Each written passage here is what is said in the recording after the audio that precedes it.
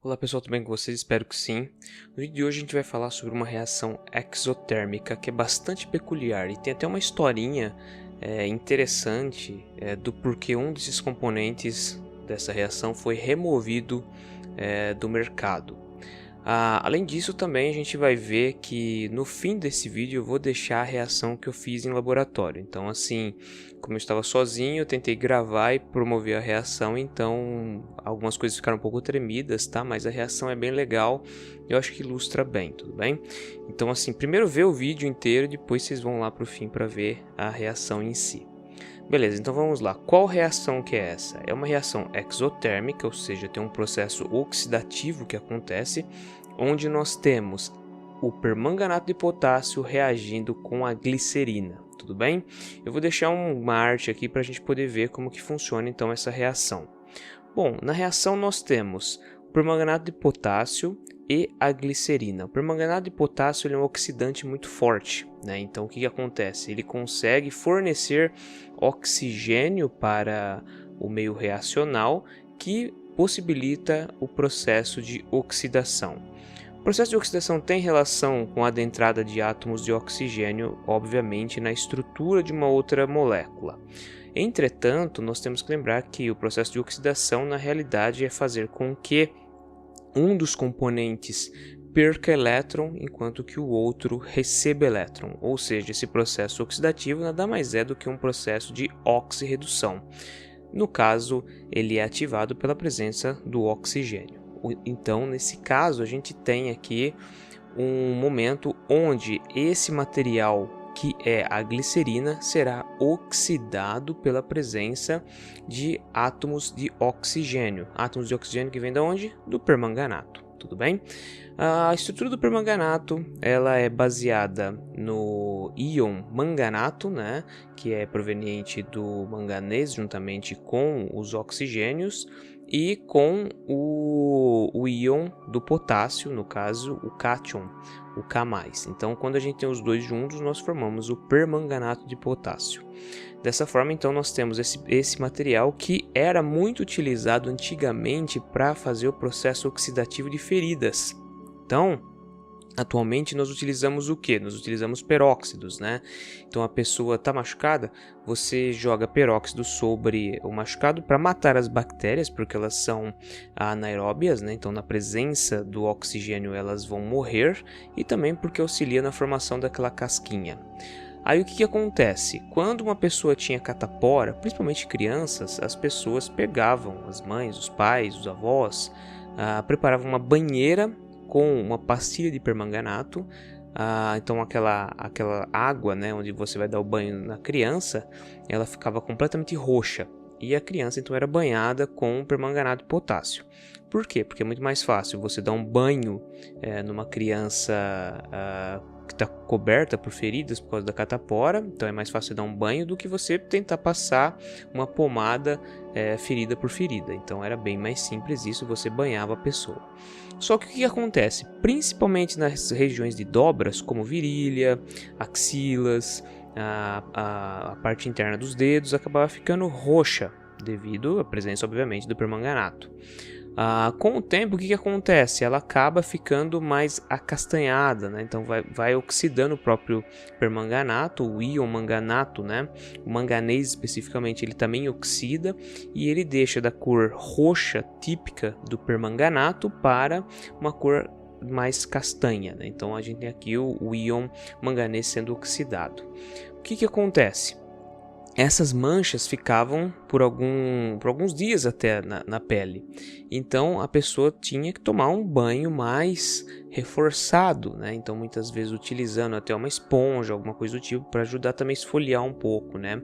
Mas tinha que tomar muito cuidado, por quê? Porque a pessoa estava com o corpo coberto de feridas, uma vez que ela estava com catapora. Então utilizava-se o quê? Utilizava-se sabonete, sabão, para você retirar essas manchas. O problema é que sabonetes e sabões, eles são glicerinados. E alguns deles são glicerinados de propósito. Então a pessoa, quando toma esse banho, o que acontece? Ela acaba fazendo com que a glicerina entre em contato com o permanganato.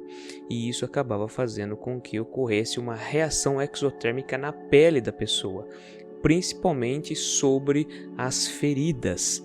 E quando você promovia então essa reação exotérmica sobre as feridas, você acabava abrindo as feridas e até mesmo provocando o quê? Provocando queimaduras. Então foi removido das farmácias as pastilhas de permanganato. Talvez hoje tenha até voltado em alguns locais, mas em geral não é mais tão simples você encontrar essas pastilhas de permanganato. Se você conhece algum lugar que vende, deixa escrito aí embaixo se na farmácia da sua região ainda vende pastilhas de permanganato de potássio. Mas em geral elas foram removidas das farmácias. Por quê? Porque as pessoas podem acabar se queimando devido à presença de muita glicerina nos sabões, shampoos, sabonetes, e dessa forma então você pode promover essa reação exotérmica que a gente vai ver no fim do vídeo. Tudo bem? Então quando a gente olha a reação em si, nós podemos ver que temos então a presença do permanganato de potássio e da nossa glicerina, e também de um combustível à base de carbono. Quando era em contato com a pele, o que acontece? A própria pele, que é baseada em carbono, acabava sendo combustível, ou seja, ela fornecia carbono que acabava sendo queimado, né, por causa da reação exotérmica. Mas você pode fazer com que essa reação exotérmica aconteça sobre qualquer produto de origem carbônica. E quando acontece isso, né, então você tem a produção de CO2. Então o carbono que aparece do nada aqui nos nossos produtos, eles são de origem da onde? São de origem do nosso combustível. Então nós temos aqui a reação entre a glicerina, que vai ser oxidada pelo nosso permanganato, que ele é o comburente da reação, a presença de um combustível, que é o carbono, né? Então você tem aqui, no caso da reação que nós vamos ver, a gente tem o algodão que será queimado e ele produz CO2, que é a fumaça que é liberada. E também nós temos o que? Nós temos a energia, né? Então a reação é muito efetiva, você tem energia. E isso forma aquele triângulo do fogo. O fogo ele somente existe na presença de três coisas importantes. Precisa haver combustível, precisa haver um comburente, que é o oxidante. Então pode ser tanto o oxigênio, quanto um peróxido, quanto o permanganato. Assim como também a presença de um combustível para poder ser queimado. Então você tem que ter esses três elementos desse triângulo. Se um deles faltar, você extingue o fogo. Então o que acontece? Pelo fato de nós termos aqui o algodão, a gente tem o nosso combustível. Então lá no vídeo vai ser apresentado isso. A gente vai ver então o algodão sendo queimado. E por esse motivo então aparece na reação de combustão o carbono, tudo bem? No fim a gente também vê que existe a produção do quê? Existe a produção de água. Por quê? Porque toda combustão, seja ela completa ou incompleta, ela acaba quebrando as moléculas carbônicas, né? Ou seja, as moléculas orgânicas, que são compostos muitas vezes cadeias longas, ricas em quê? Ricas em carbono, oxigênio e hidrogênio. O carbono e o oxigênio, né? Ou seja, quando você oxida o carbono, ele vai liberar o CO2, como eu disse, na forma de fumaça, e também vai liberar o quê? Vai liberar algumas moléculas de água, que também pode sair na forma de vapor. Então você tem o quê? Você tem a produção de água oriundo do hidrogênio e do oxigênio, também das cadeias carbônicas. Então vamos lá para o vídeo, eu quero que vocês dêem uma olhada no que vai acontecer. Então hoje nós vamos fazer um processo que envolve a oxidação da glicerina, que é um material muito encontrado em sabonetes, e vamos utilizar para isso permanganato de potássio. Então o permanganato de potássio é um sal bastante oxidante, e ele se encontra na forma de cristais. Para isso nós vamos utilizar um algodão e também um cadinho com areia. Então vou preparar aqui para vocês verem. Após já termos então reservado a glicerina num becker, vocês podem ver que ela é um pouco viscosa, né? É bem comum realmente em sabonetes. A gente também reservou um pouco de permanganato de potássio. Então ele é um cristal roxinho, né, sólido. Então agora o que eu vou fazer? Eu vou adicionar um pouco de permanganato de potássio sobre este algodão. Vamos adicionar então permanganato de potássio sobre o algodão. Notem que a ponta de uma espátula só, né, ele é um sal arroxeado, são cristais arroxeados. E logo em seguida então nós adicionamos a glicerina, né?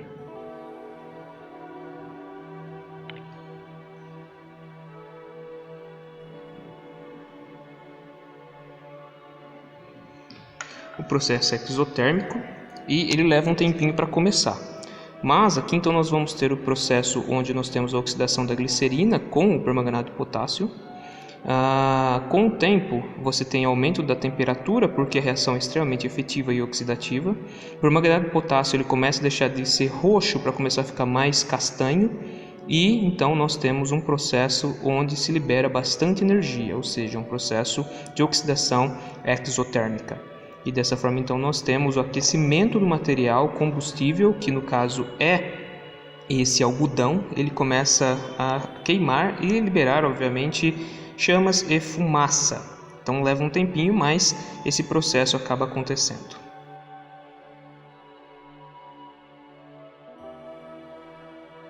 Então observem como o processo ele ocorre de forma espontânea e muito rápido, né? Obviamente, aqui nós temos uma barreira energética que é necessário que o material ele alcance para conseguir produzir as chamas.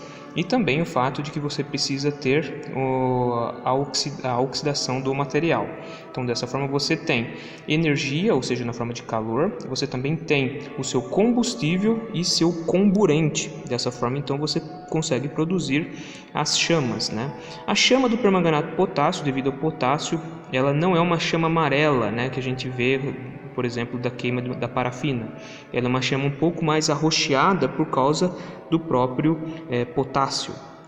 Então, quando a gente olha mais para o centro da chama, ela acaba sendo um pouco mais arroxeada do que amarela ou vermelha, né? Então, esse daí é um efeito da excitação dos elétrons que se encontram no permanganato, ou melhor, no potássio. Então, o que acontece? Essa reação ela se mantém aquecida, se mantém tendo chama por muito tempo. Então ela não apaga tão fácil. Por quê? Porque nós temos combustível, temos a energia que se mantém aqui e também temos o que? O nosso comburente, que é o material oxidativo. Que material oxidativo que é esse? É o próprio permanganato. Então ele vai fornecendo oxigênio para que a gente possa ter a reação. Então ela se mantém aqui por algum tempo. Vocês podem ver que se fosse utilizado papel, por exemplo, muito provavelmente já estaria apagado. Ela está somente se apagando agora, né? Ou melhor, diminuindo a sua intensidade. Ainda ela se mantém acesa. Por quê? Porque você tem combustível realmente e você tem também a manutenção do seu comburente.